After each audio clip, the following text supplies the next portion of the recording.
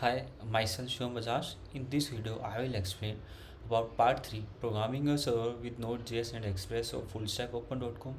It's an open source bootcamp which teaches about full stack web development. Okay, before we move on to Part 3 of fullstackopen.com, some info about the Part 3.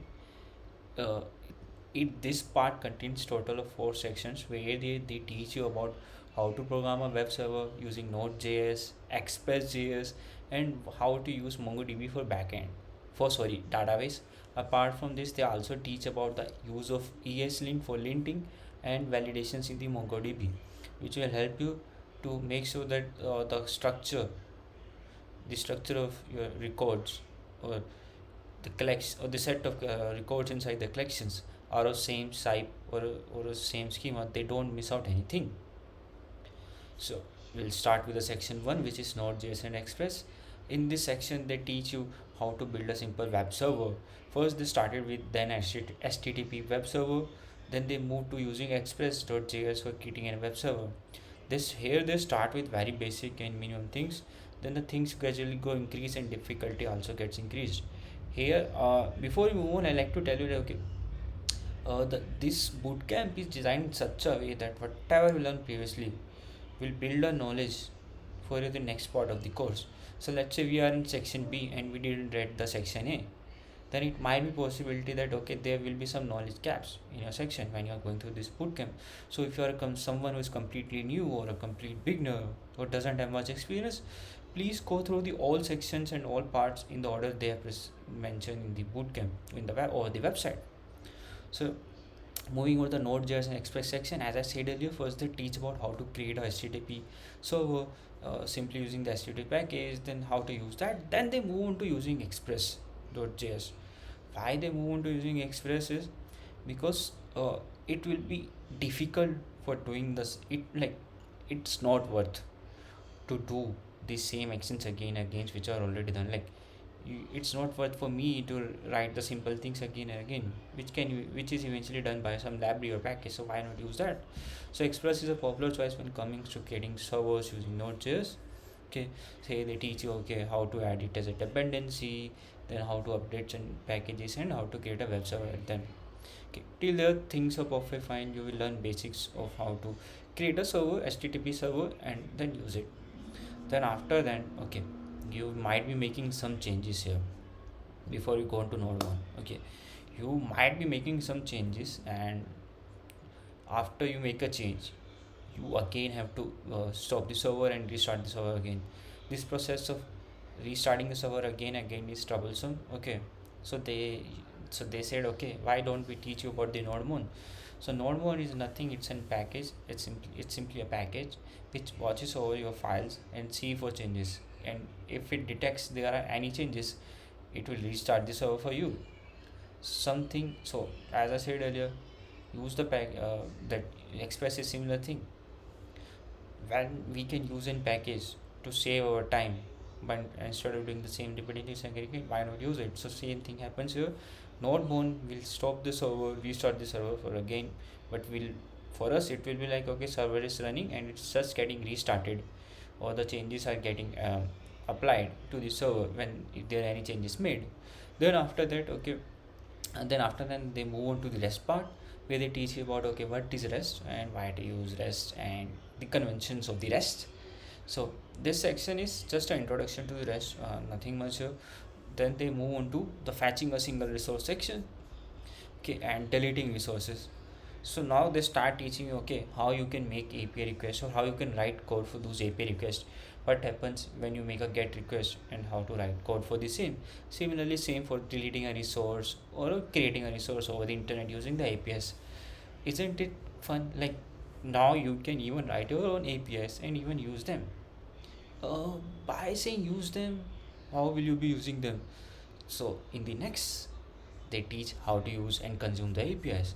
So they teach about Postman, which is pretty much famous tool, everyone know aware of it. Using this Postman tool you can test your APIs. This testing and usage of APIs is called manual testing, where you are manually going and trying out. Okay, why I'm saying this, because in future you will get to know the terms automated testing, yeah, that is coming. Then they teach you about the Visual Studio REST client. extension. This extension saves your time as you don't have to leave the Postman. Even though you can also use Postman extension in the VS Code, but both works pretty much similar. The difference in between both of them is that when it comes to Postman, you will have a UI where you have to just put the URL and use this and use it similarly, however, using a Postman app or the desktop app. Whereas in terms of Visual Studio Code REST client, you have to create a folder name request and then uh, give. Let's say you want to test, okay, get names. You have to create a file name get names.rest. Inside the file, you have to type in like this as shown in the image. Get, okay, the API name, oh sorry, API URL with the domain name, then the slash a and the endpoint name. After that, you have to just hit the send request button and get the response. Then they also info about the WebStorm HTTP client, but is no use of us. No use of us, as I believe majority people will be writing their code in using VS Code, so we'll skip this part. Then comes the exercise sections, okay, where they teach you about, okay, where they tell you, okay, create a phone book app, and this need to be have this API endpoints, and you have to write those API endpoints. It's pretty much simple. If you're going through the fetching a single resource and deleting resource and the rest section, you will understand. If you understood those part, you can write this exercise pretty much easily. Okay, then they come to the about the HTTP request type. This is interesting. Listen to me again. This is interesting. You will get to know what's the difference between a safe API, unsafe API, idempotent API, or an unidempotent. Why get head? Okay, input. Why all these requests are considered to be safe? Okay, sorry, get and head, and why they only should. Okay, let me give you in simple words.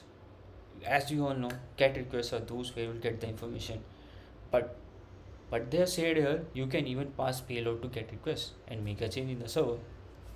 Basically, in this section, they have tried to explain the difference between the get and the post request and the technical terms. What is safety?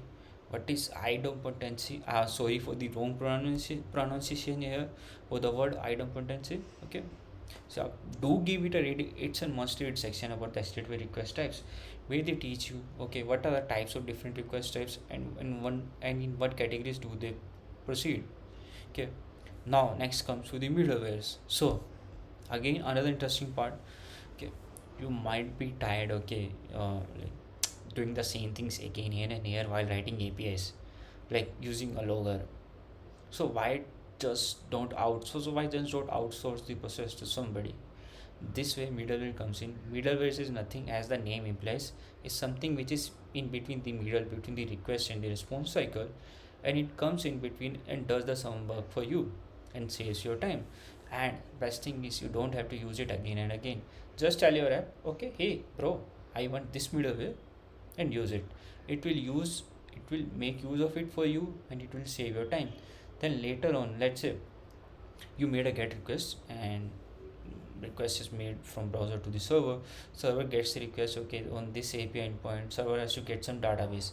In between getting database, we have put a middleware, which, okay, sorry, two middlewares. First one is which logs your request, okay, all the actions. Another one is which is parses the data, comes from the database. So now think, the get request doesn't has to do anything. The get request method, it just has to take the response coming out of server without knowing, okay, there is some middleware which will pass the data for me. Usually these middlewares are at the upfront, but they can work vice versa as well. Then after this, there's exercise section where they tell you, okay, now you have to work more on your phone book API, and these are the APIs which you have to implement, and these are the changes which you have to make. Use Morgan here, and yeah, Morgan. This part you will have interesting exercise, because in this exercise you have to read Morgan docs and made a tweet in your current code, and in the ensure like and create logs where you have to tell, okay, this was the request, this was the method, and this is the body using Morgan. So yeah, you do have to read now docs. Now you will start understanding documentation. After completing this exercise, you can pat on your back saying, hey bro, I now understand the technical documents. Isn't it good? Yes, it is. Okay, now moving to the next section, which is deploying app to the internet. So before I move on to this section, I'd like to tell you guys, I have skipped this part for this section as I was not comfortable with this part. as of now, so I've skipped this. For timing, we'll come back to this section later on. Yeah, but I do went through the one part of this section which was same origin policy in course. So in this section they explained you, okay, once you start making requests from a front end which we have built previously, you will get a course error saying, okay, request not allowed, request not permitted. You will, if you go to your network tab, you will see pre-flight requests is there which get failed, or your request will get failed, depending, it depends upon. So why this happens? Because of the course issue, that the server is another domain, you are other domain, you are making a request and server saying, hey bro, I don't allow requests from other domain or origins. So this is how they block. In short, okay, do read this section, deploying app to the internet, same origin policy in course. It's an important section to read, it's an important part to read, don't skip this, it will help you. Yeah, but I'll give you gist of this. Okay, here they teach you, okay, how you can deploy your app to the internet using fly.io render. Okay, this is pretty much they teach in this section. And at last they teach about the proxy. Okay, so yeah, proxy is nothing. Okay, when you will deploy there will be some issues, so fixing those part, okay, you can take care of this. When you will start working, you will get to know, okay, what is proxy. uh, Honestly speaking, I have skipped the proxy section, so sorry for that. I came like, okay, proxy, yeah, but this section is pretty much all about deploying the to the internet and automating the process of deployment. Then comes the database layer part. Okay, in this section you are going to learn how to persist data over the internet. By internet I means how to send data to the database, get data from the database, update the data, delete the data, or read even a single resource. So this section is an introduction to MongoDB, where they teach you everything related to CRUD operations using database and Express web server. So this section so so this is nothing, connection of your backend with backend layer with the database layer. They first start with a MongoDB. Okay, they first start with debugging node application. I'll skip this section for you, it's a pretty easy section, you can guys can go over this. So then coming to MongoDB, here they start teaching about MongoDB, what is MongoDB, why it is document database, and what says type, no SQL, and how you can read more about it, core documentation. So a pretty much straightforward introduction to MongoDB without explaining each and everything which is pretty much available outside or on the documentation resources. So they just directly jump into the practical. Although you shouldn't skip, you should learn after this writing this code. Okay, what is MongoDB? Why it is no SQL? Why not a relation database? Why a document database? Okay, so those things will get covered. Then they teach you about the schema. So schema, as I said earlier, schema is, okay, I have not said earlier. So yeah, schema is something which is a structure of your collection or a record inside the database. So let's say you have a collection named nodes. Okay, each now nodes will have node. So what will be the items to be stored inside the node? The schema is the structure of the node inside the nodes collection. Okay, so you will be telling, hey bro, to the MongoDB, it's using your backend layer or Express web server, Express, sorry, not Express Node.js. Yeah, you will be telling, hey bro, I want my node to have this and this structure, and this will have this data type. As you can see in the screen, it is saying a content has to be string and important has to be of type of boolean. And later on you will see, okay, Mongo's node model. So what we are doing in this line, we are creating a model out of it using our schema. So pretty much straightforward thing, you will enjoy it. Then comes, okay, how we can actually save the nodes over the database. So there they teach you, create a new node using the model created in the last part here. Okay, then run the same method on it, and yeah, pass the payload which is required. You will save the node to the database. Then comes to the fetching. So here they teach you, okay, how you can fetch all the record. They say, okay, use a model, put the find method, and give it an empty object. This is a syntax for the Mongo. So then you will get all the results. So pretty much straightforward, nothing here. Then comes the exercise section. Here in this section they teach you, okay, how to use Mongo.js and how to use MongoDB. So it's a pretty straightforward, where they'll ask you to do a simple assignment. Okay, get all the records, create a record, delete a record, post a record, update a record, if I'm not wrong. Yeah, so this will be all about, okay, creating and updating. It won't be about deleting and This will all about creating and reading the records, not about deleting and updating them. Yep, yep, pretty good. Yeah, sorry for just keeping overlapping with the things here. Then they teach you how to connect to the database from your backend.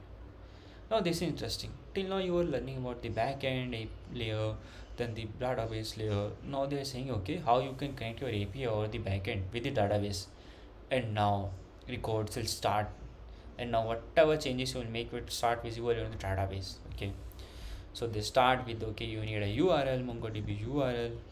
Then they say okay, this is how you will connect your MongoDB URL. Then say connect method on the Mongoose. Wait, one thing which I forgot to mention here, they are not using MongoDB standard Node.js library or drivers, whatever you call a package. They are using mongoose.js. They said it is pretty straightforward and easy to use, so they prefer that. Moving to next, they'll teach you how to use it, and then this is the important thing. There they teach you how to format the data coming out of MongoDB. Here they are just so once you get the code from MongoDB, you will get the usual like all the things. Let's say node, content, and important. Then you get another thing which tells okay ID of the node. So which is an object itself. So what they are doing is okay, they are taking the ID, converting it to string, and deleting the versions and ID underscore ID, and just so that you can access the ID with dot ID with ID property instead of underscore ID. So it's just parsing of the data or structuring or formatting of the data coming out of MongoDB. Then the database configuration into its own module. So yeah, this is a refactor section. Their refactor tip one here. Refactor tip is first build the code in the same section or write the code in the same section. Use it, test it out, manually test. Till now we are doing manual testing. Okay, so test it out. Okay, then next come the parts is putting the code into its own module. What do I mean by this is that okay, take the code out of the current main file and put into a separate in its own file named with itself. Let's say mongoose.js or node.js, node model.js, connect with node model.js, something like that. So now you are extracting out the code into its own module, into its own file, which will help you organize your code, structure your code, and convey it better to the humans. As I said earlier in the previous video, we are not writing code for the machine, we are writing code for the humans. They must understand.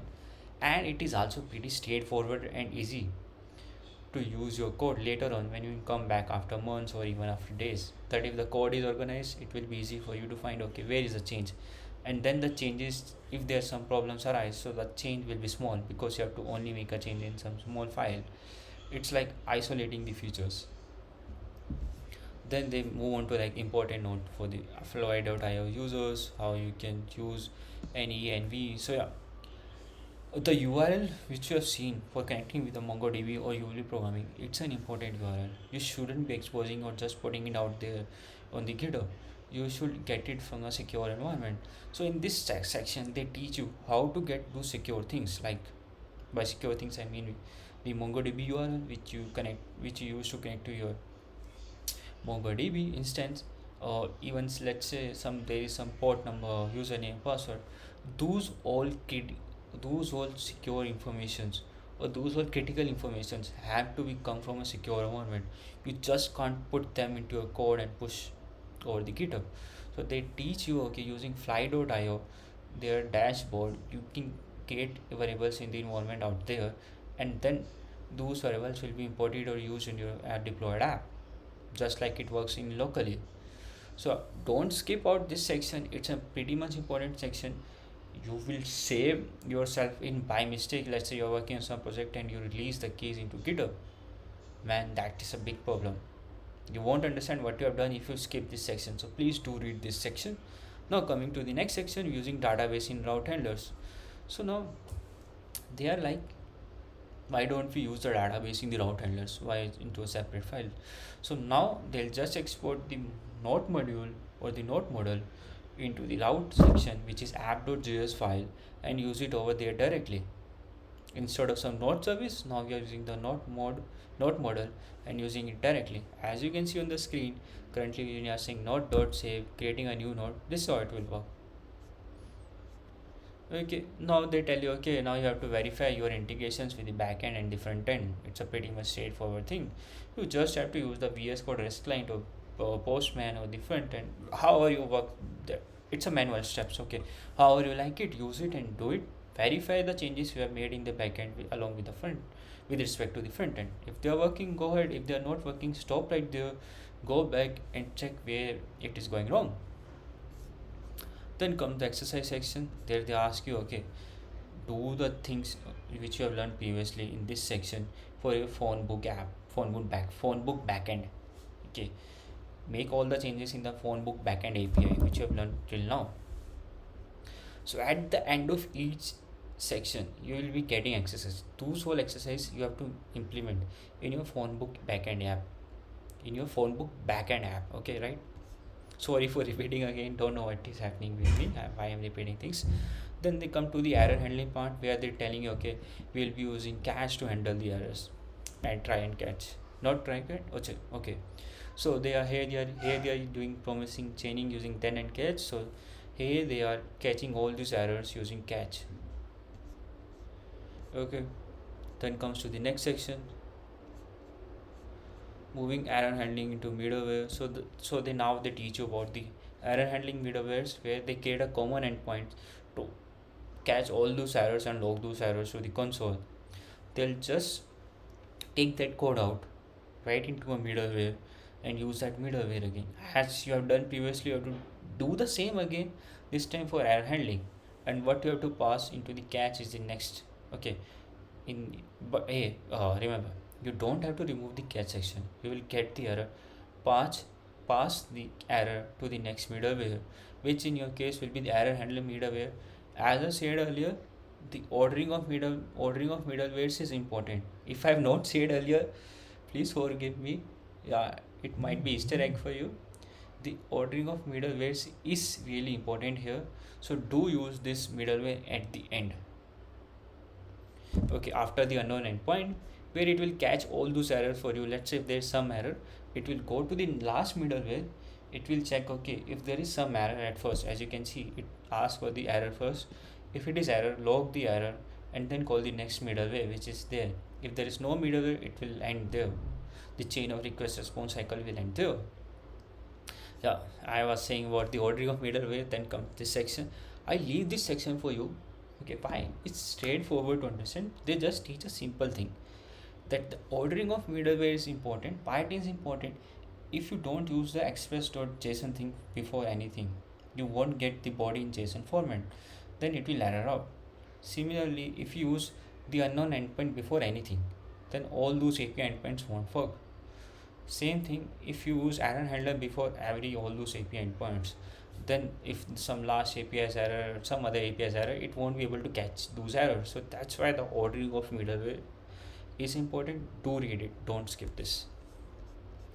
Then coming to next section, other operations. Please read it, it's a pretty straightforward. Now you guys can handle it over by yourself. Then the full stack developer oaths.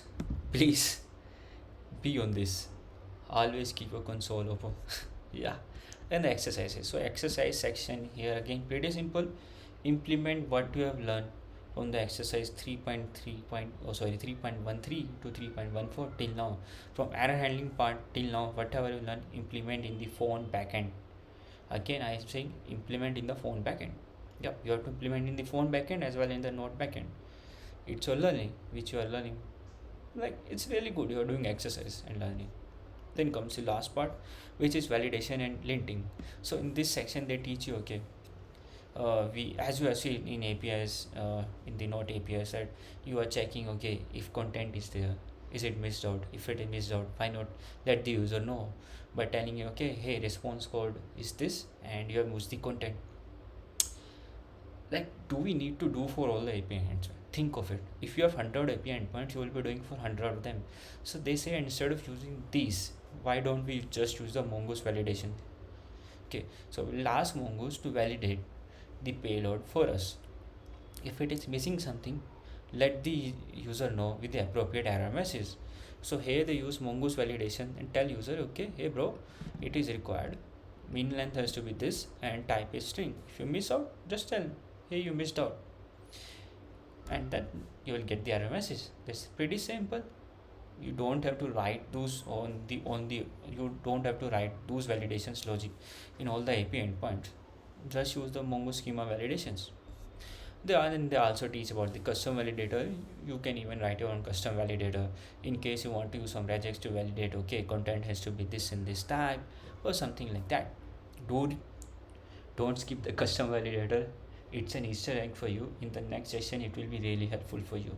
Or even in the phone book API, it is helpful. So do read about the custom validator. Then they continue with this again with the error handling middleware. Then they tell, okay, we need to handle this error like this way using error middleware. Then they come to the deploying the database to the backend to the production. Then they teach you again important thing about, okay, how you can check the logs and deployment. As I said earlier, deployment part I will be skipping it, so yeah, I do have skipped it, but I'll cover this part in the next video. Then comes the exercise section where they teach you, okay, oh sorry, instead of teaching this time they ask you, okay, hey, implement these changes in your phone book backend, and these changes have it done, these changes have to be done. You shouldn't be skipping these exercises which are marked with star. Okay, this is a great opportunity to learn how to use Mongo's validation and how to automate or even get rid of repetitive tasks. Like reading the documentation will help you to get to know, okay, those things such exist. So it is so now it's very important, and now I've understood why it is important to read the documentation.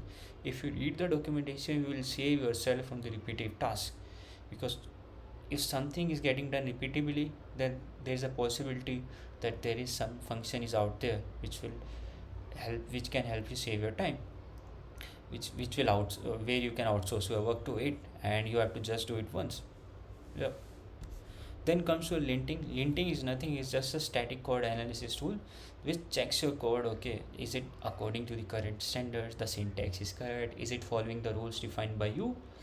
I'll tell to read about linting, it's important. Like you can trust this tool, okay, to put validations on your code. Like, hey, I want single quotes, I don't want console in my code when it's moved to the production, or when it's pushed to, and then the code is pushed, and if somebody uses console, show them a warning. And even you can set the indentation and space. This way it will make all of your code looks the same or works the same if you're working in teams of multiple. For linting, they have used the ESLint here, and in this section they teach about configuring ESLint, how to write a custom linting script, okay, which you can use for your backend, then how to fix those errors. So do go through this section, it's an important section. Okay, don't miss out this section, validation and ESLint, and please complete all the exercise in this section. This will help you in the next project. I am repeating again, ESLint is an important tool which will help you to put checks, constraint, rules on your code style, on your code, which will make your code look similar. It forces your code, okay, to do this in certain way which you can't skip, okay, and informs the user about its mistakes or error, and you make your teams to work in a single page or work with a single guideline. Yes, this was pretty much in this section. So this section, or sorry, yes, this was pretty much section. This part is all about programming a web server using Node.js and Express. So they have teach you how to program a HTTP server using HTTP package. Then they teach you how to do the same using Express.